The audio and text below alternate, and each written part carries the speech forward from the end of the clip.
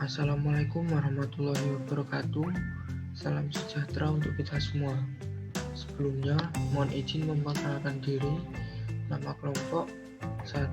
Primando Lia Firmansyah, NIT 1908011025. 2. Sandy Adi Sakti Afamuji, NIT 1908011029. Di sini kami akan menjelaskan materi bahasa Indonesia, yaitu kalimat.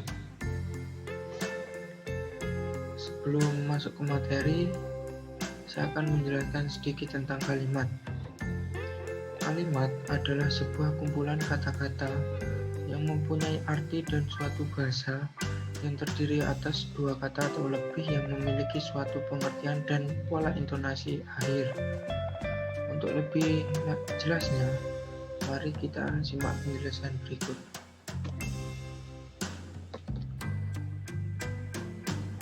Yang pertama, pengertian kalimat.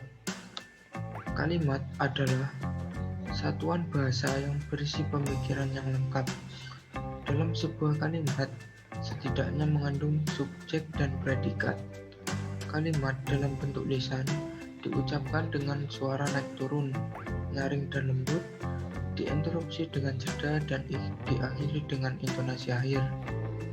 Dalam wujud tulisan berhuruf Latin, kalimat dimulai dengan sebuah huruf kapital dan diakhiri dengan sebuah tanda titik, tanda tanya, dan tanda seru. Lalu, ciri-ciri kalimat. Ciri-ciri kalimat antara lain: yang pertama, dalam wujud tulisan berhuruf Latin, kalimat dimulai dengan sebuah huruf kapital dan diakhiri dengan sebuah tanda titik, tanda tanya, dan tanda seru. Yang kedua, kalimat dalam wujud lisan diucapkan dengan suara naik turun dan keras, lembut, di sela jeda, dan diakhiri dengan sebuah intonasi akhir. Yang ketiga, bisa berdiri sendiri meski tidak ditambah dengan kalimat lengkap. Yang keempat, mempunyai pola intonasi akhir. Dan yang kelima, adanya huruf kapital dan tanda baca dalam sebuah kalimat. Lalu, jenis-jenis kalimat. Jenis-jenis kalimat sendiri ada dua, yaitu kalimat tunggal dan kalimat majmuk. Yang pertama, kalimat tunggal. Kalimat tunggal merupakan suatu kalimat yang hanya memiliki satu pola kalimat, yaitu hanya mempunyai satu subjek dan predikat. Yang kedua, kalimat majmuk. Kalimat majmuk merupakan suatu kalimat yang memiliki dua pola kalimat atau lebih. Kalimat majmuk ini terdiri dari suatu induk kalimat dan anak kalimat. Cara untuk membedakan sebuah anak kalimat dan induk kalimat yaitu dengan melihat sebuah letak konjungsi. Induk kalimat tidak memuat suatu konjungsi di dalamnya. Konjungsi hanya terdapat pada sebuah anak kalimat.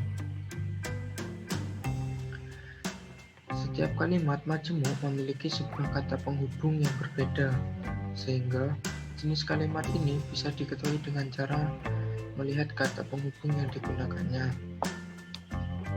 Kalimat majmuk sendiri terdiri dari beberapa jenis, yaitu yang pertama, kalimat majmuk setara. Kalimat majmuk setara adalah suatu penggabungan dua kalimat atau lebih kalimat tunggal yang kedudukannya sejajar atau sederajat. Contohnya, Danar pergi ke sekolah, sedangkan Budi berangkat ke kampus. Yang kedua, kalimat majmuk rapatan. Kalimat majmuk rapatan adalah sebuah gabungan beberapa kalimat tunggal dikarenakan subjek, predikat, atau objeknya sama, maka pada bagian yang sama hanya disebutkan sekali. Contohnya, Dedi setiap hari kerjaannya hanya makan, tidur, dan merokok. Yang ketiga, kalimat majmuk bertingkat. Kalimat majmuk bertingkat merupakan suatu penggabungan dua buah kalimat atau lebih. dalam kalimat majemuk bertingkat terdapat sebuah unsur induk kalimat dan anak kalimat. Contohnya, kakak mencuci mobil ketika matahari berada di ufuk timur. Yang selanjutnya ada kalimat majemuk campuran. Kalimat majemuk campuran adalah suatu penggabungan antara kalimat majemuk setara dan kalimat majemuk bertingkat. Sekurang-kurangnya terdiri dari 3 buah kalimat. Contohnya, Doni bermain PS dengan Revin dan Rina, bermain boneka di kamar ketika saya datang ke rumahnya. Lalu ada unsur-unsur kalimat. Unsur kalimat sendiri ada 5, yaitu yang pertama subjek. Subjek merupakan suatu bagian kalimat yang menandai apa yang dinyatakan oleh si penulis. Subjek bisa berupa sebuah benda, frasa, atau kata kerja.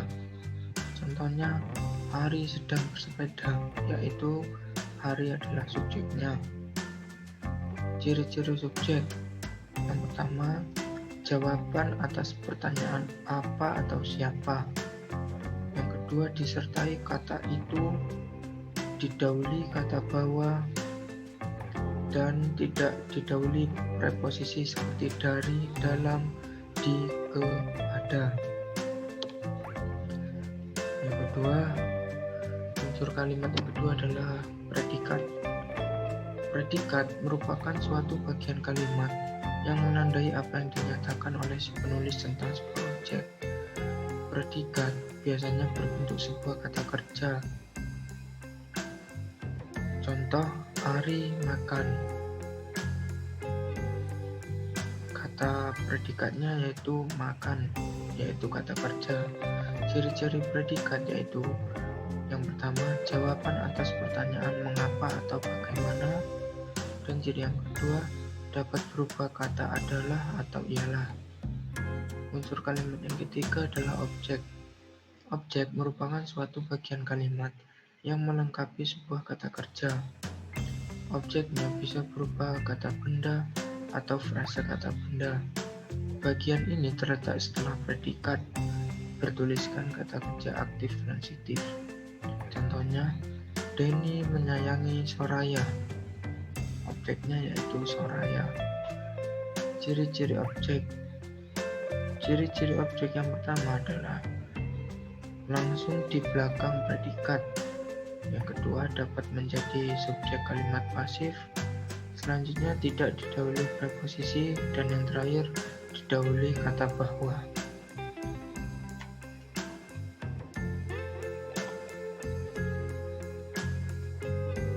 Baik, selanjutnya saya akan melanjutkan penjelasan dari rekan Primanda mengenai unsur-unsur kalimat. Yang keempat, ada predikat. Dalam predikat terdapat pelengkap. Pelengkap atau komplement yang sering disamakan dengan objek.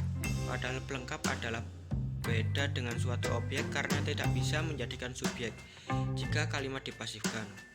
Pelengkap mengikuti suatu predikat yang berhimpunan ber, ter, beran, berkan, dan kata-kata khusus. Contoh, Budi bertubuh kekar. Contoh selanjutnya, Budi bercucuran keringat. Ciri-ciri dari pelengkap. Yang pertama, di belakang predikat. Yang kedua, ciri-ciri ini sama dengan objek. Perbedaannya adalah objek berada tepat di belakang predikatnya, sedangkan unsur lain masih dapat disisipkan dalam pelengkap, yaitu objek. Selanjutnya, keterangan. Keterangan merupakan suatu bagian kalimat yang mempunyai fungsi untuk meluaskan atau membatasi makna subjek atau predikat. Contoh, Doni tinggal di Jakarta. Selanjutnya, setiap hari Sabtu Doni berwisata kuliner. Selanjutnya ada struktur kalimat. Semua kalimat yang kita gunakan berasal dari beberapa struktur atau pola kalimat dasar sesuai dengan kebutuhan kita masing-masing. Kalimat dasar tersebut dapat dikembangkan berdasarkan kaidah yang berlaku. Pola kalimat dasar dalam bahasa Indonesia adalah sebagai berikut. Yang pertama, kalimat dasar berpola subjek dan predikat atau yang disingkat dengan SP. Kalimat dasar semacam ini hanya memiliki unsur subjek dan predikat. Predikatnya bisa berupa kata kerja, kata benda, kata sifat, atau angka. Contoh, kereta itu panjang. Kalimat kereta merupakan subjek, itu panjang merupakan kalimat predikat.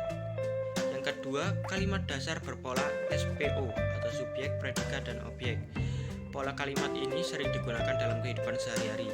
Unsur-unsur tersebut memiliki predikat subjek dan objek. Contoh, Amel mengendarai sepeda. SPO-nya pada Amel merupakan subjek, mengendarai predikat, sepeda menjadi objek. Yang ketiga ada kalimat dasar berpola SPPL. Contoh, Andi pergi memancing. Yang keempat terdapat kalimat dasar berpola SPO plus PEL. Contoh, Andi membuang sampah sembarangan. Yang kelima ada kalimat dasar berpola SPK. Contoh, Amel menjahit tadi pagi.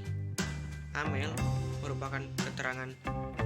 Ulangi, Amel merupakan subjek, menjahit predikat, tadi pagi keterangan, dan menunjukkan tadi pagi merupakan keterangan waktu. Yang keenam, kalimat dasar berpola SPOK. Contoh, Amel menjahit baju tadi pagi.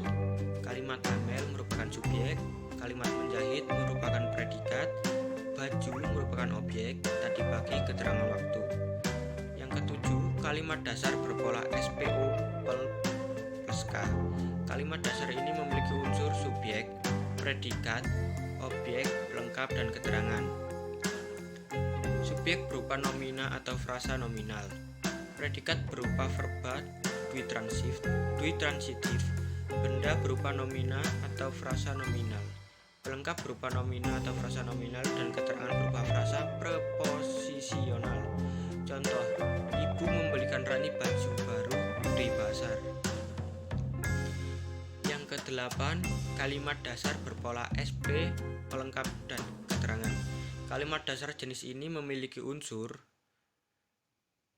subjek, predikat, pelengkap, dan keterangan. Subjek berupa nomina atau frasa nominal. Predikat berupa verba intransitif, adjektiva, dan pelengkap berupa nomina dan adjektiva, dan uraian berupa frasa proporsional. Contoh, Cindy sedih ketika kakak masuk rumah sakit.